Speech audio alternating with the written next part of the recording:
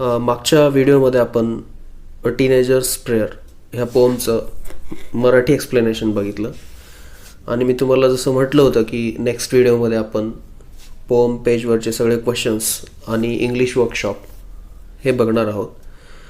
तर आज आपण तो बघणार आहोत. 10th स्टँडर्डमधली first poem a teenager's prayer. या पोम पेजवरचे सगळे क्वेश्चन्स आता आपण बघूया. First question, what is the age group of the speaker in the poem. पोममध्ये जो स्पीकर आहे त्याचं एज ग्रुप काय आहे. जसं आपण बघितलं की तो एक टीनेजर आहे, म्हणजे 13 ते 19 ह्या वयोगटातलं ग्रुपमध्ये त्याचं एज आहे. तर ॲन्सर असेल the age group of the speaker is between 13 to 19 in the poem. Second question बघूया. What decision does the speaker have to take. कुठलं डिसिजन घ्यायला जातो आहे स्पीकर. ॲन्सर असेल the speaker has to decide which road to take in life in order to find success. ज्या मार्गावर त्याला success मिळणार आहे, जो मार्ग चूज केल्याने त्याला लाईफमध्ये सक्सेस मिळणार आहे, तो मार्ग तो चूज करायला जातो आहे किंवा तो मार्ग तो निवडतो आहे. तिसरा क्वेश्चन आहे, what does each new day fetch. Fetch means bring. ब्रिंगचा समानार्थी शब्द आहे घेऊन येणे. प्रत्येक दिवस काय घेऊन येत असतो. जसं मी तुम्हाला पोममध्ये शिकवलं की ॲन्सर असेल each new day fetches new beginnings and decisions the speaker must take. प्रत्येक दिवस हा एक नवीन सुरुवात घेऊन येत असतो आणि आपण नक्कीच डिसिजन्स घ्यायला पाहिजेत आपल्या लाईफविषयी. फोर्थ क्वेश्चन आहे, how should one react to temptation. टेम्पटेशनसोबत कसं रिॲक्ट केलं पाहिजे किंवा टेम्पटेशन ज्यावेळेस आपल्या आयुष्यामध्ये येतात त्यावेळेस त्याच्यासोबत डील कसं केलं पाहिजे आपण. तर त्याचा ॲन्सर असेल we should say no when temptations comes our way. ज्यावेळेस पण टेम्पटेशन्स येतील, म्हणजे अशी वाईट इच्छा, एखादी वाईट गोष्ट करण्याची प्रबळ इच्छा ज्यावेळेस आपल्या आयुष्यात येईल त्यावेळेस आपल्याला स्ट्रॉंगपणे खंबीरपणे नाही म्हणायला शिकलं पाहिजे. फिफ्थ क्वेश्चनकडे जाऊया. फिफ्थ क्वेश्चन आहे, what effect does the speaker wish to see in himself at the end of his teens. कोणता इफेक्ट स्पीकर इच्छितो की ज्यावेळेस त्याचं टीनेजर संपेल त्यावेळेस त्याला काय इच्छा आहे. ॲन्सर असेल the speaker wishes that his life has lived its very best with the lord walking next to him. Speaker जो आहे, पोएट जो आहे, तो विश करतोय की ज्यावेळेस त्याचं टीनेजर संपेल तर ती लाईफ एक बेस्ट लाईफ गेलेली असेल. देवाच्या सोबतीनं चालताना किंवा देवाची मदत घेऊन चालताना ती जी लाईफ जाईल त्याचं टीनेजर ते एकदम बेस्ट गेलेलं असेल असं तो विश करतोय. नेक्स्ट क्वेश्चन आणि लास्ट क्वेश्चन आहे 6 number, whose company does the poet wish for in walk of life. In the walk of life. Whose company does the poet wish for in the walk of life. म्हणजे लाईफमध्ये जगत असताना, जीवन जगत असताना किंवा चालत असताना त्याला कोणाची कंपनी हवी आहे, तो कोणाची कंपनी इच्छितो असं क्वेश्चन आहे. तर ॲन्सर आहे the poet wishes for the company of the Lord in the walk of life. तो देवाची कंपनी इच्छितो आहे, त्याला देव सोबत हवा आहे, तो तसं विश करतो आहे. सो हे झालं पोम पेजवरचे क्वेश्चन्स. तर आता आपण बघूया की तुमचा इंग्लिश वर्कशॉप आहे तो आपण स्टार्ट करूया. अ टीनेजर्स प्रेयर्सचा इंग्लिश वर्कशॉप आज आपण बघणार आहोत. तर question number first, choose the correct alternatives and complete the sentence. खाली काही अपूर्ण सेंटेन्स दिलेत आणि 2 ऑप्शन्स दिलेत, 2 अल्टरनेटिव्ह. त्याच्यापैकी करेक्ट अल्टरनेटिव्ह आपल्याला लिहायचं आहे. तर मी डायरेक्ट करेक्ट अल्टरनेटिव्ह लिहून सेंटेन्स वाचेल. तर ABCD असे 4 सेंटेन्स दिले आहेत. तर तुम्ही तुमच्या टेक्स्ट बुकमध्ये वाटल्यास बघू शकता. According to the poet, new beginnings are brought by each new day. Options आहेत न्यू बिगिनिंग्स आणि न्यू एंडिंग्स. त्यातला मी करेक्ट ऑप्शन आधीच वाचला आहे, new beginnings. B, we must decide to take the road which leads to great success. Option होते great distress आणि great success. त्यापैकी ग्रेट सक्सेस हा ऑप्शन करेक्ट आहे. C, the poet prays to the lord to help him stand for what is right. Option होते might आणि right. तर right हे answer correct आहे. D, the poet wants to see that his teenage years have been the best years of his life. Option होते worst आणि best. तर correct option आहे best. Question number second, find and write the pairs of rhyming words from the poem. आपल्याला आपल्या पोअममधनं कवितेतनं rhyming words निवडून काढून लिहायचे आहेत. तर आन्सर असेल make, take, success, distress, sea, me, way, day. Question number 3, what is the rhyme scheme of the poem? Choose the correct one from the following option. आपण जी poem बघितली टीनेजर्स प्रेयर त्याची rhyme scheme काय आहे? खाली 4 options दिले आहेत, त्याच्यापैकी correct options आपल्याला सांगायचं आहे. राईम स्कीमबद्दल जर तुम्हाला माहीत नसेल तर तुम्ही मला कमेंट बॉक्समध्ये तसं सांगा. आपण एखाद्या संडेला त्याचा एक स्पेशल राईम स्कीमचा व्हिडिओ बनवूया. मी त्यामध्ये सगळे तुम्हाला राईम स्कीमबद्दल क्लिअर होऊन जाईल. मग कुठल्याही पोअमची राईम स्कीम ओळखायला तुम्हाला कसलीच अडचण राहणार नाही. तर क्वेश्चन नंबर 3चे ऑप्शन्स बघूया. A B B, A B C D, A B C B, A B B A. तर करेक्ट ऑप्शन आहे A B C B.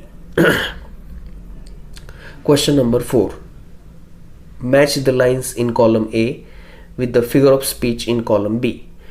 Column B मध्ये फिगर ऑफ स्पीच दिले आहेत आणि कॉलम ए मध्ये sentence दिले आहे.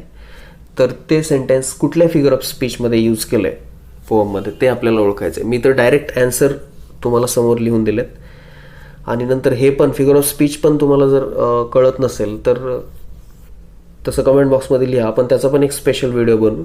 मग नंतर फिगर ऑफ स्पीचबद्दल तुम्हाला कसल्याच प्रकारचा डाऊट राहणार नाही. First, decisions I must make हे इन्व्हर्जन फिगर ऑफ स्पीच आहे. Second, please open up my eyes dear lord हे एपॉस्ट्रॉफी फिगर ऑफ स्पीच आहे. Third, travel down the darken road हे अलिटरेशन फिगर ऑफ स्पीच आहे. Fourth, I can choose to take the road of life हे metaphor figure of speech आहे. Question number 5, elements of planning and interview group activity. From group and discuss each element of planning and interview and prepare notes on each element. आता खरं तर ही group activity आहे पण आपण offline नाही आहोत, आपण ऑनलाईन असल्यामुळं ग्रुप करणं इथं इम्पॉसिबल आहे. तर एक ॲन्सर मी तुम्हाला डायरेक्ट लिहून दिलं आहे खाली, ते बघूया. तर इलेमेंट म्हणजे इंटरव्ह्यूचे इलेमेंट प्लॅन करायचे आहेत आपल्याला. ग्रुप करून डिस्कस करून ते इलेमेंट प्लॅन करून त्याच्या नोट्स काढायच्या आहेत. तर ॲन्सर मी खाली दिले ते बघूया. फॉर्मॅट आणि स्ट्रक्चर कसं असेल इंटरव्ह्यूचं, तर काय असेल त्या फॉर्मॅट आणि स्ट्रक्चरमध्ये? First, name of the interviewer, name of the interviewee, topic, venue असेल कुठं आहे स्थळ, डेट, टाईम आणि ड्युरेशन. हे फॉर्मॅट आणि स्ट्रक्चरमध्ये आपलं सगळं असेल. त्याच्यानंतर साईज आणि लेंथ, केवढी साईज असेल, क्वेश्चन्स किती असतील. तर आस्क 15 to 20 क्वेश्चन्स. हे एक एक्झाम्पल म्हणून मी तुम्हाला इथं दिलं आहे, तुम्ही तुमच्या मनाने पण हे लिहू शकता. Dos and don'ts, rules and regulations, काय करायला पाहिजे आणि काय करायचं नाही आपल्याला त्याच्याबद्दल इथं डूज आणि डोंट्स दिलंय. डूजमध्ये बघूया. Questions should be polite, make the candidate feel comfortable, questions should be friendly. डोंट्समध्ये बघूया काय नाही करायचं आहे आपल्याला. Do not ask difficult questions. Do not interrupt the speaker while he is speaking. Do not bombard him with questions.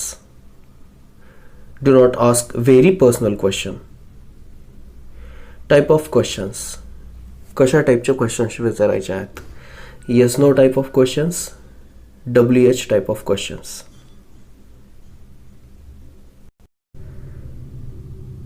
Question number 6. Prepare a set of 10 questions to interview any successful teenager. You may use the following guidelines. एक successful टीनेजरचा interview घेण्यासाठी आपल्याला क्वेश्चन्सचा set तयार करायचा आहे 10 क्वेश्चन्सचा. खाली ज्या guideline दिल्यात त्या तुम्ही यूज करू शकता. आन्सर आहे interview questions for blind musician. एक आंधळा संगीतकार आहे, त्याचा इंटरव्ह्यू आपण घेतोय. अशा प्रकारचे क्वेश्चन्स खाली तयार केले आहेत. तर बघूया एक एक questions.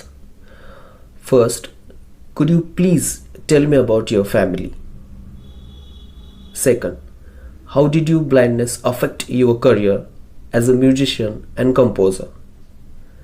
Third, who supported you in your venture? Fourth, who were your gurus and what sort of training did you receive? Fifth, what is your specialty in singing? Sixth, which was the best performance in your life according to you? 7. What are the awards you have received? 8th, what are your plans for future? 9. What is your advice to young aspirants? 10. What can you do to encourage them? Question number 7. Read the poem. Write an appreciation of the poem in about 12 to 15 sentences with the help of following points. खालील पॉईंटची मदत घेऊन पोएमबद्दलचं जे appreciation आहे ते आपल्याला लिहायचं आहे. The title of the poem is a teenager's prayer. The poet's name is J मॉर्श.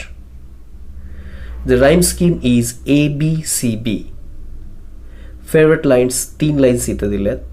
Bring out the best in me. Help lot to just say no when temptations comes my way. That life is lived its very best with you walking next to me. Theme and central idea poem. The central idea of the poem is a teenager's desires to be able to take the right decisions that leads to success in life. The teenager requests the Lord to help guide him in his journey in life and stay with him as he has to take important decisions on a daily basis. He simply wants to choose the right path that helps him keep his mind clean and avoid all temptations or roads that leads to distress. It is a beautiful poem that shows how a teenager wants to do the right things and needs the Lord's help to ensure he does not stray from his morals. Figure of speech कोणकोणते use केलेत पोएममध्ये? तर apostrophe figure of speech, alliteration, inversion, metaphor एवढे figure of स्पीचचा वापर ह्या पोएममध्ये झालेला आहे. Special features. This poem uses simple words along with the ABCB rhyme scheme. There is use of metaphors to express the poet's thoughts. This poem conveys a teenager's inner feelings beautifully. I like this poem as I can relate to its subject. It connects to my own hopes and desires to be successful in life and have my Lord's alongside me all the way. Question number 8. Compose a short prayer in English asking God to guide you in your teenage years. Later, you can even try to make the lines rhyme to give it a poetic form.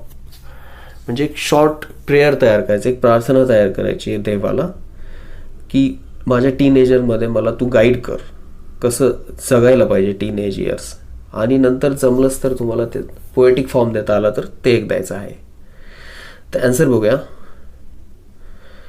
Dear God, thank you for giving me my life and I am truly grateful to you for what you have done for me so far. I humbly request you to always be with me and help me choose the right path as I grow from a teenager to an adult. I get confused sometimes about the decisions I have to make and feel nervous that I may end up making the wrong choices. I genuinely need your help, and it is only when I pray to you and feel your presence that I get comfort in what I am doing. Please help me, dear God, to always be good, honest, and hardworking in life. Please help me grow into a person that I can respect and is worthy of your love. Poem बघूया. Dear God, I have a humble request. Please hear what I have to say, for I really need your help as I set a new path today. I hope I make the right choices with you watching me from above, that I turn into a better human being, someone worthy of your love. Question number 9. Look around in your vicinity, your family, friends, neighbors, classmates, etc., and write about any 4 teenagers who have made a name for themselves by doing something extraordinary. तुमच्या आजूबाजूला बघा, फॅमिलीमध्ये, friends, neighbours किंवा क्लासमेटमध्ये जे teenagers आहेत त्यांनी काहीतरी असं एक्स्ट्राऑर्डिनरी काम केलंय, त्यांच्याबद्दल आपल्याला माहिती द्यायची आहे.